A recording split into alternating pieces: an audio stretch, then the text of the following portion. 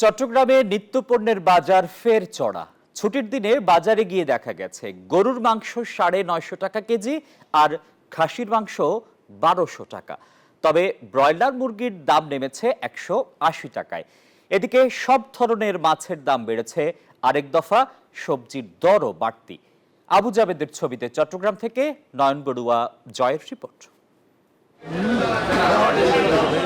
কাকরোলের KG ১২০ টাকা, পটল ৮০, বরবটির কেজি ১০০ টাকা, বেগুন ১৫০ সহ আরও কয়েকটি সবজির দাম ৭০ থেকে ৮০ টাকা। তবে কিছুটা কমেছে আলু, টমেটোর দাম। ছুটির দিনে চট্টগ্রামের কাজীর দেউরি বাজারে নিত্যপণ্যের এমন দরদাম দেখা গেছে।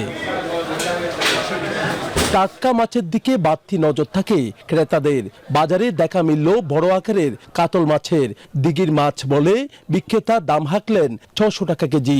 যেগুলো লোকাল পুকুরের মাছ কিংবা হাওরের মাছ, এগুলো একটু দাম বাড়তে। মাছের দাম একটু বেশি, কারণ ওই যে কাপ্তাই লেক বন্ধ আর সাগরও মোটামুটি বন্ধ এখন। এটা দেশি তো অরিজিনাল, এটা সবসময় পাওয়া যায় না। এটা আতিকটা মাসে একবার পাওয়া যায় বড়, তাই এটা একটু দাম জায়গাতেই দাম বেশি। ক্রেতারা বলছেন সব ধরনের মাছের দাম ছড়া। রুই, কাতল, মৃগেল মাছও ৩০০ টাকায় মিলছে না। শোল, বোয়াল ও আয়ের মাছ উঠে গেছে পয়সাওয়ালাদের পাতে। একটু বাড়তি, একটু বাড়তি। মাছের কোনো সংকট নাই, বাজারের দামটা একটু আগের তুলনায় একটু বেশি আর কি। এইদিকে গরু, খাসির মাংসের দামও এখন ছড়া।